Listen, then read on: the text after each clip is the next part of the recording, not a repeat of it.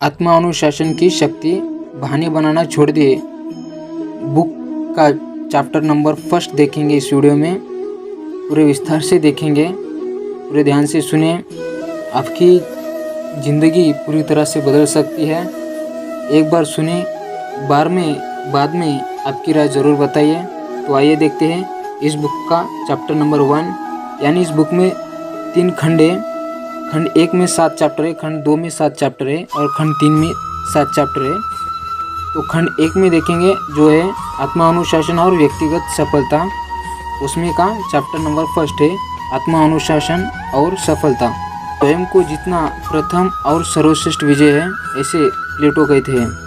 कुछ लोग अपने व्यक्तिगत और व्यावसायिक जीवन में बाकी लोगों से ज़्यादा सफलता क्यों प्राप्त करते हैं, इस बारे में मानव इतिहास के सर्वश्रेष्ठ लोगों ने अपने अपने उत्तर दिए हैं।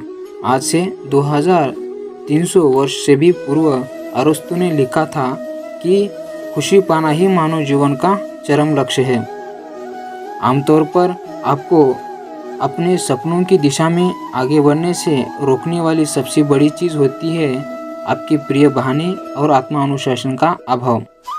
आपको अच्छी तरह पता है कि आपको क्या करना है, लेकिन आपको जो करना चाहिए उसे करने का आपका मन न हो या ना हो, वह आप इसलिए नहीं करते हैं क्योंकि आप में अनुशासन नहीं है। हमारे समाज में सिर्फ 20% लोग 80% धन कमाते हैं और 80% लोग 80% दौलत व पुरस्कारों का आनंद लेते हैं। यह पैरोटी के सिद्धांत 1895 में विल्फ्रेड पैरोटी ने पहली बार बताया था और तब से अब तक यह बार बार सही साबित हो चुका है। करियर में आपका पहला लक्ष्य यह होना चाहिए कि आप अपने चुने हुए क्षेत्र में शीर्ष 20% लोगों के समूह में शामिल होंगे। 21वीं सदी में ज्ञान और योग्यता बहुत महत्वपूर्ण और मूल्यवान है। आप जितना ज़्यादा ज्ञान प्राप्त करते हैं और जितने ज़्यादा योग्य बनते हैं, उतनी अधिक सक्षम और मूल्यवान होते हैं। जैसे जैसे आप अपने काम में बेहतर होते जाते हैं, आपकी आमदनी कमाने की क्षमता भी बढ़ती जाती है, चक्रवर्ती ब्याज की तरह। दुर्भाग्य से अधिकांश लोग यानी नीचे के 80% लोग अपनी योग्यताएं बढ़ाने के बहुत कम प्रयास करते हैं या बिल्कुल ही नहीं करते। जेफरी कोल्विन की 2009 में प्रकाशित पुस्तक टैलेंट इज ओवररेटेड के अनुसार अधिकांश लोग नौकरी के पहले साल में ही अपना काम सीखते हैं और इसके बाद वे कुछ भी नहीं सीखते हैं। हर क्षेत्र के शीर्ष लोग निरंतर बेहतर बनने के प्रति समर्पित होते हैं। ज्ञान, योग्यता और कड़ी मेहनत पर आधारित उत्पादक क्षमता में असमानता इतनी ज़्यादा बढ़ गई है कि अमेरिका के 33% आर्थिक संसाधन शीर्ष 1% लोगों के नियंत्रण में हैं। अमेरिका के लगभग सभी सबसे अमीर लोग पहली ही पीढ़ी के अरबपति हैं, जैसे बिल गेट्स, वारन बफेट, लेरी एलिसन, माइकल डेल और पॉल एलन। 80% लखपतियों और करोड़पतियों ने बहुत कम पैसों से अपना करियर शुरू किया। शुरुआत में वे अक्सर लड़ते रहे और कई बार तो कर्ज में गले तक डूबे रहे। इन लोगों की जैसे सैम वाल्टन की शुरुआत स्थिति बहुत अच्छी नहीं रही, जिनके मृत्यु के समय उनके पास $100 अरब से ज़्यादा संपत्ति थी। इन लोगों ने इतना ज़्यादा प्राप्त कैसे कर लिया, जबकि बहुसंख्य लोग इसे बहुत कम प्राप्त कर पाते हैं। अपनी पुस्तक द मिलियनियर नेक्स्ट डोर में थॉमस स्टैनले और विलियम डेंको ने 500 करोड़पतियों के इंटरव्यू लिए और 25 साल से अधिक समय तक 1100 लोगों का सर्वेक्षण किया। उसने पूछा कि आखिरकार उनने आर्थिक स्वतंत्रता कैसे प्राप्त कर ली, जबकि उनके जैसी ही परिस्थितियों में रहने वाले अधिकांश लोग अब भी संघर्ष कर रहे हैं। करोड़पतियों की इस नई पीढ़ी के 85% लोगों का जवाब था, मेरे पास दूसरों से बेहतर शिक्षा या ज़्यादा बुद्धि नहीं थी, लेकिन मुझ में बाकी लोगों से ज़्यादा कड़ी मेहनत करने की इच्छा थी। यानी यहाँ एक पॉइंट निकल के आता है जो सबसे महत्वपूर्ण है, कड़ी मेहनत। उसके बारे में देखेंगे। कड़ी मेहनत ही कुंजी है। कड़ी मेहनत के लिए आत्मा अनुशासन अनिवार्य है। सफलता सिर्फ तभी संभव है जब आप शॉर्टकट और आसान रास्ता चुनने की अपनी स्वाभाविक प्रवृत्ति से उबर जाए। स्थायी सफलता सिर्फ तभी संभव है जब आप लंबे समय तक कड़ी मेहनत करने के लिए खुद को अनुशासित कर लें। जैसे मैंने प्रस्तावना में बताया था, जीवन की शुरुआत में मैं बिल्कुल कंगाल था। वर्षों तक मैं मजदूरी करता रहा, जिसमें मुझे बस महीना गुजारने लायक पैसे मिलते थे। जब मजदूरी का काम मिलना बंद हो गया तो मैं सेल्स के क्षेत्र में आ गया, जहां मैं कई महीनों तक असफलता से जूझते घिसते रहा, जब तक कि मैंने खुद से ये सवाल नहीं पूछा, बिक्री के क्षेत्र में कुछ लोग दूसरों से ज़्यादा सफल क्यों होते हैं। एक दिन एक सफल सेल्समैन ने मुझे बताया कि सिर्फ 20% सेल्स पीपुल 80% पैसा कमाते हैं। यह बात मैंने पहले कभी नहीं सुनी थी। इसका मतलब था कि नीचे के 80% सेल्स पीपुल को बचे हुए 20% पैसे में ही संतोष करना पड़ता है। यह सुनने के बाद मैंने तुरंत ही यह निर्णय लिया कि चाहे जो हो जाए, मैं शीर्ष 20% सेल्स पीपुल के समूह में शामिल होकर रहूँगा। इस निर्णय ने मेरा जीवन बदल दिया। महान नियम। फिर मैंने ब्रह्मांड का फौलादी नियम सीखा, जिसके बदौलत मैं शीर्ष 20% सेल्स पीपुल के समूह में पहुंचा गया। यह फौलादी नियम था कारण और परिणाम का नियम था, बोने और काटने का नियम। यह नियम कहता है कि हर परिणाम के पीछे एक या कई निश्चित कारण होते हैं। यह नियम कहता है कि यदि आप किसी क्षेत्र में सफलता प्राप्त करना चाहते हैं तो आपको सबसे पहले तो यह पता लगाना चाहिए कि उस क्षेत्र में सफलता कैसे प्राप्त की जाती है। फिर आपको उन योग्यताओं और गतिविधियों का बार बार तब तक अभ्यास करना चाहिए जब तक कि आपको भी वही परिणाम न मिलने लगे। एक और नियम पर गौर करें। यदि आप भी वही करते हैं जो अन्य सफल लोग बार बार करते हैं, तो कोई भी चीज़ आपको अंततः उनके समान पुरस्कार पाने से नहीं रोक सकती। दूसरी ओर, यदि आप सफल लोगों का अनुसरण नहीं करते हैं तो कोई भी चीज़ आपकी सहायता नहीं कर सकती। बोने और काटने का नियम ओल्ड टेस्टामेंट से लिया गया है। यह कारण और परिणाम के नियम का ही रूपांतर है। इसके अनुसार इंसान जो बोता है वही काटता है। आप जो भी चीज़ अंदर डालते हैं वही आपको बाहर मिलती है। आप आज जो फसल काट रहे हैं वह आपके द्वारा अतीत में बोए गए बीजों का परिणाम है। अगर आप अपनी वर्तमान फसल से खुश नहीं हैं तो आज से ही नई फसल बोना शुरू करें। सफलता की ओर ले जाने वाले कामों की संख्या बढ़ा लें और निरर्थक कामों को छोड़ दें। सफलता के निश्चित नियम होते हैं।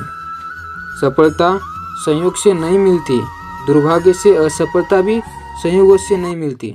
आप सफल तब होते हैं जब आप सफल लोगों जैसे काम तब तक बार बार करते रहते हैं जब तक कि आपको इसकी आदत नहीं पड़ जाती। इसी तरह आप असफल तब होते हैं जब आप सफल लोगों जैसे काम नहीं करते हैं। दोनों ही प्रकरणों में प्रकृति तटस्थ है। प्रकृति न पक्षपात करती है न परवाह करती है। आपके साथ जो होता है वह सिर्फ नियम का फल है, कारण और परिणाम के नियम का। आप खुद को स्वचालित प्रोग्रामिंग वाली मशीन के रूप में भी देख सकते हैं। आपकी स्वचालित प्रोग्रामिंग यह त्वरित लाभ का घटक और न्यूनतम प्रतिरोध के मार्ग का प्रबल आकर्षण आत्मा अनुशासन न होने पर आपका स्वचालित प्रोग्राम अपने आप चालू हो जाता है। यही कम उपलब्धि और सच्ची संभावना तक न पहुंच पाने का प्रमुख कारण है। अगर आप सफलता के लिए आवश्यक चीज़ें करने, बनने और पाने के लिए सोच समझकर चैतन्य होकर लगातार काम नहीं करेंगे तो आपका स्वचालित प्रोग्राम सक्रिय हो जाएगा। परिणाम यह होगा कि आप अल्पकालीन दृष्टिकोण से आनंददायक, आसान और महत्वहीन कार्य करेंगे, जिनसे आगे चलकर कुंठा, आर्थिक चिंताएं और असफलता मिलना तय है। सफलता के रहस्य जानेंगे। दिग्गज तेल व्यवसायिक एच.एल. हंट कभी संसार के सबसे अमीर व स्वनिर्मित अरबपति थे। एक बार एक टेलीविज़न पत्रकार ने उनसे उनकी सफलताओं के रहस्य पूछे। उन्होंने जवाब दिया, सफलता के लिए केवल 3 चीज़ें जरूरी है। पहली चीज़ है, सबसे पहले तो यह तय करें कि आप जीवन में सचमुच क्या चाहते हैं। दूसरी चीज़ यह है, यह तय करें कि आप अपनी मनचाही चीज़ को पाने के लिए कितनी कीमत चुकाना चाहते हैं। तीसरी बात है, सबसे महत्वपूर्ण चीज़, उस कीमत को चुकाने का संकल्प करें। कीमत चुकाए। अब सवाल यह उठता है कि यह पता कैसे चलेगा कि आपने सफलता की पूरी कीमत चुका दी है। जवाब बहुत सरल है। अपने चारों ओर देखें, आपको अपने सवाल का जवाब तुरंत मिल जाएगा। सपने, वर्तमान की जीवन शैली और बैंक खाते की स्थिति देखकर ये आपको पता चल जाएगा कि आपने सफलता की कितनी कीमत चुका दी है।